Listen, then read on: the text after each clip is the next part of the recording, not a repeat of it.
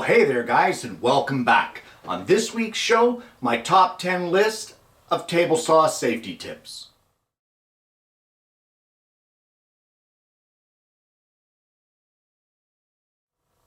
Well, a little while ago on the show, I did an episode where I did my top 10 list of router table safety tips. And one of the viewers suggested that it would be nice to see a video like this for each of the major tools in the shop. And I thought it was a great idea, and that's what we're going to do. We're going to start today on a series of these, and we'll continue them throughout the weeks here on Alternative Tuesdays, starting with today. And today's topic is the table saw. Number 10. Well, starting off today's list is something that you don't see as often as what you should on my show, and that would be a blade guard. Most of the time my blade guard is removed for clarity of the video so you can see what I'm doing and the process that I'm using. But the blade guard is extremely important in many aspects of using the table saw, and the biggest aspect is to keep your fingers away from the blade, to provide you with a physical barrier between your fingers and the blade.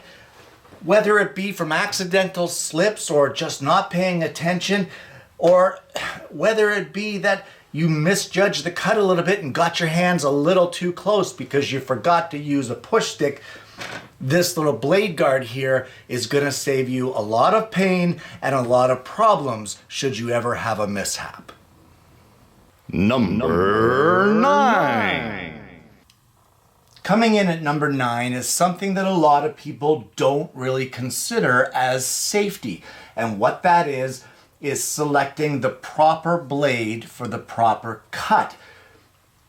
I don't think there's ever a reason for anyone who is into woodworking to only have one table saw blade and use that as a multi-purpose. This is a multi-purpose unit that I have in the saw right now, which is good for both ripping and cross-cutting, but quite seriously, if you want to do it properly, you should have a designated blade for both ripping and then a finer tooth one for cross-cutting.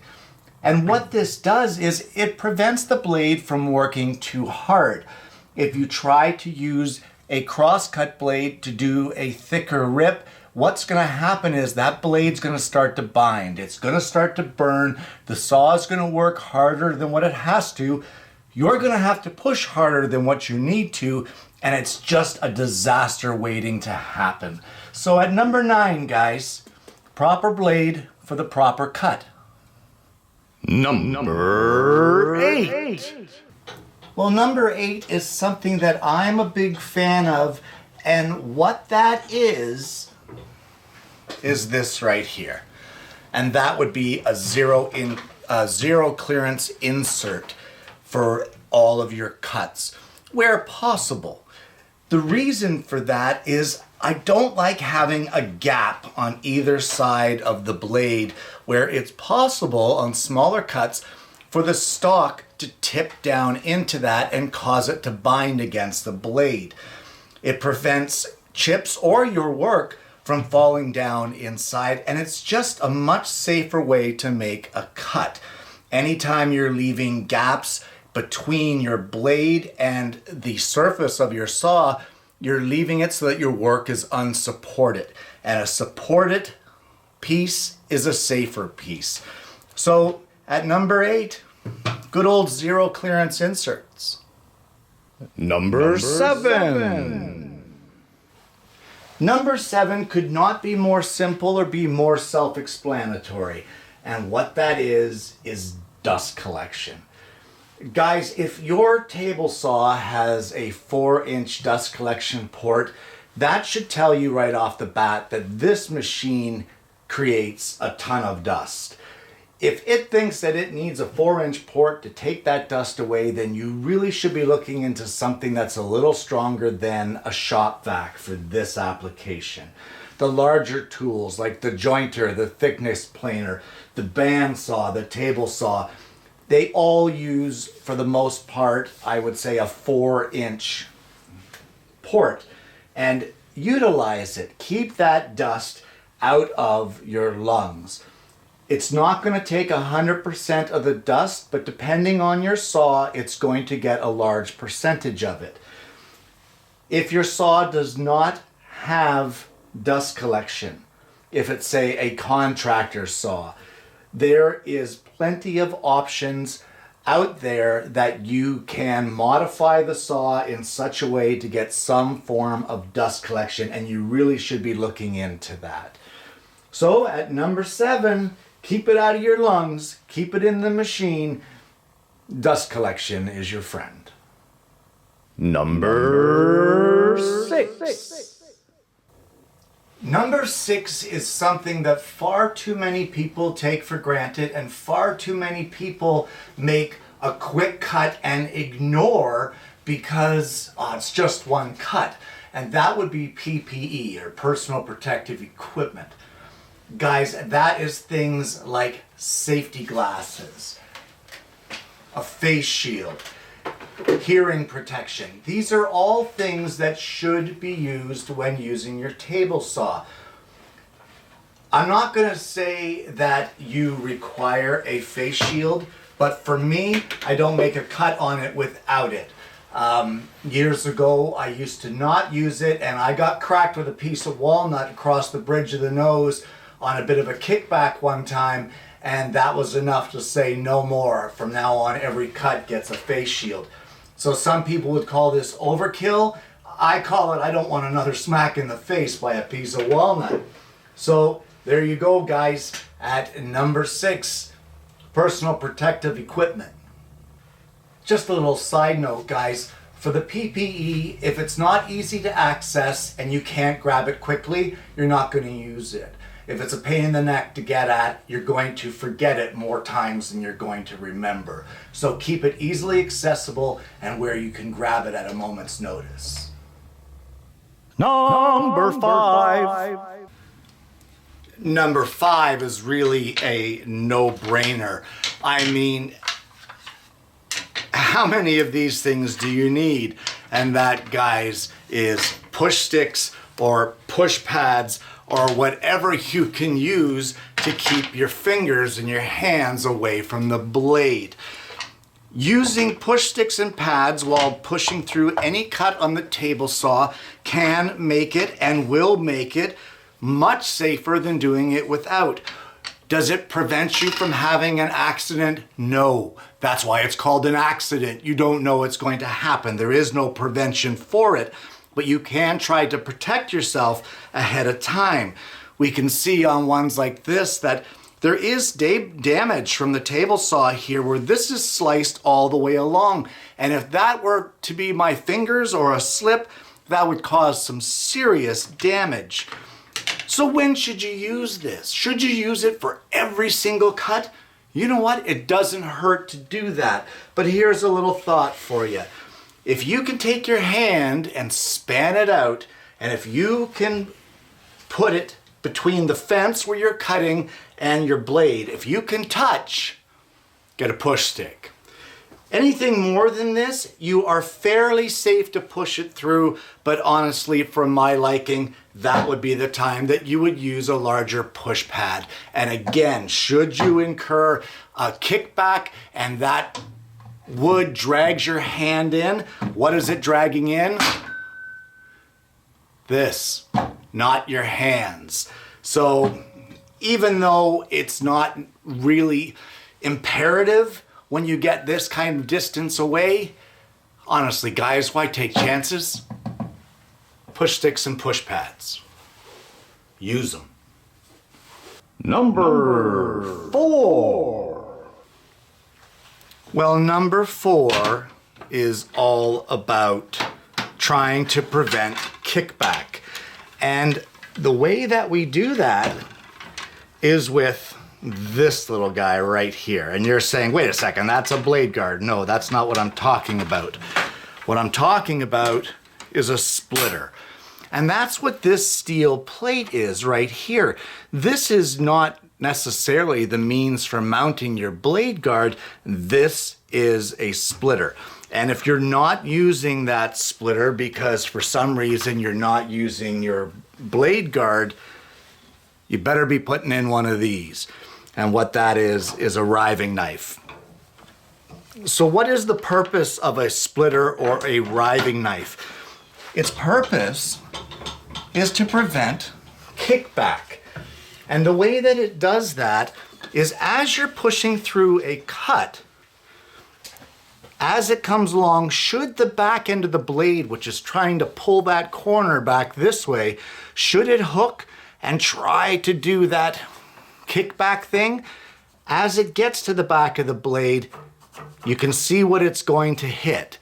It's going to hit that riving knife or the splitter if it's there. And in that instance, it has no way to get momentum on the back of the blade because it's pinned and being guided by and controlled by the steel riving knife. So, I don't know, guys. There are saws out there on the market that don't have them. If you've purchased your saw used, it may not have one. And you may want to look into either shop-made, well, it wouldn't be a riving knife, it would be a splitter at that point, but you may want to look into shop-made or aftermarket splitters to try and prevent kickback on your saw. So at number 4, you've got your riving knife and your splitter. Number 3. Number 3 is one of those things that some of you are going to think, are you kidding me? Who does that? But believe you me, I've seen it done. And it is one of the most dangerous operations when it comes to using the table saw, in my opinion. And what it is, believe it or not, is using your ripping fence and your crosscut or miter fence at the same time. And what I mean by that is, let's say that you need multiple pieces that are 3 inches long. So instead of setting a stop block on your fence, there are some that would set their fence and lock it down here at 3 inches, and then, oh, look at that, instant stop block. And they will bring it through and make the cut like this. And this is absolutely horrid, because what happens is, as you're pushing it through, you're almost forcing or guaranteeing kickback at this point, guys. Because as you bring it through, I'll just lower the blade there so I can move it forward. As you bring it through and the cut completes, you now have this piece inside. Let's just pretend that this is it. It's now inside between your blade and your fence, completely 100% unsupported.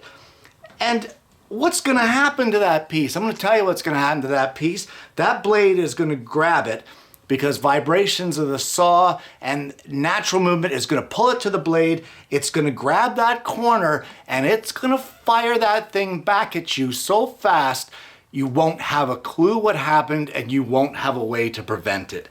You are not that good. You're not that fast. Nobody is.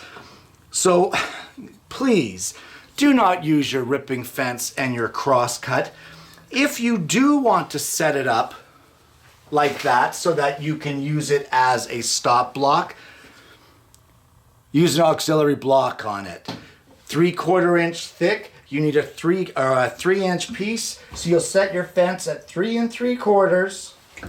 You'll lock it down and then have it behind the blade. And then all you need to do, lock it in place. And as you pass, there is now a gap here. You'll run it through for the cut, and it's no longer a tightly supported piece. It's now loose and the saw will not grab it. In most cases, it'll just be dinging off the riving knife. But honestly, guys, you may think it's crazy, but I've seen it, and it almost guarantees you a kickback. Number 2. Well, I honestly think that number 2 should go without saying, but sadly, it happens way too much. And although it should be automatic, guys, please, no alcohol and no drugs when you're in the shop.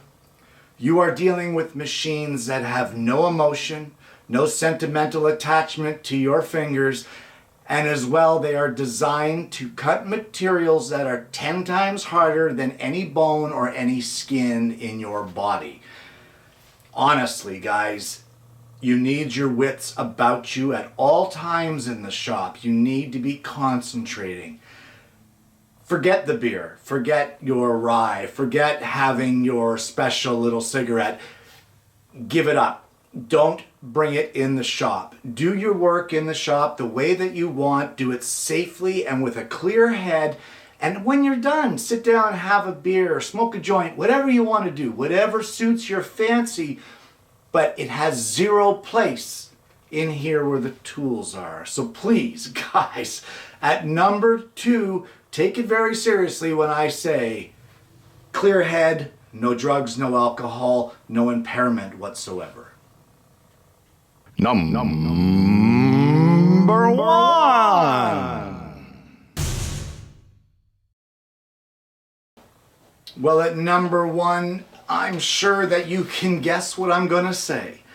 And that would be unplug or disconnect the power to your saw. Whenever you're changing a blade or making an adjustment, a height adjustment, an angle adjustment, whatever you are doing that involves being anywhere near that blade, please disconnect your saw. As I said in the last clip, that thing's got power and it has no sentimental attachment to your fingers. All it takes is a freak accident for that saw to turn on and you are in big trouble. But with the power disconnected, you can guarantee that you will not be the victim of that. That is why at number 1, disconnecting your power. And there you have it. Top 10 list for table saw safety. Guys, this is not a definitive list. It is not complete, and it is not the only 10, I guarantee you that. There are several that are good for honorable mention. Things like hearing protection, having your saw level and mounted properly in its place so it's not wobbling. Having sharp blades so that the saw can cut without having to labor that much harder. How about saw calibration? Making sure that your miter slots and your ripping fence are exactly parallel with your blade. Making sure that the trunnions in that saw are set up so that everything is aligned the way that it should be. Take the extra time to do that. And that way, as you're following your cut through the blade, you're not pinching it at the last end, causing yourself more problems. And of course, use the saw for what it was intended to do. Guys, this is a table saw. It's not meant to cut your firewood. It is not meant to chop a log in half. It is not meant to cut rough cut lumber. You need good, flat, well-dressed stock to use the saw properly. Hence the use of a jointer in the shop and that sort of thing. Cutting rough stock on it is not what it was designed to do, and therefore you really shouldn't be doing it on a table saw. As I said, guys, this is not a definitive list, and I would love to hear your suggestions and your additions, so put them down below. If you haven't already, guys, please don't forget to like and subscribe. Click the bell so that you don't miss notifications of future programs. Share the video with whoever you like if you enjoyed the content. I want to thank you so much for tuning in, and I hope you're going to join me next week when I bring you yet another Alternative Tuesdays.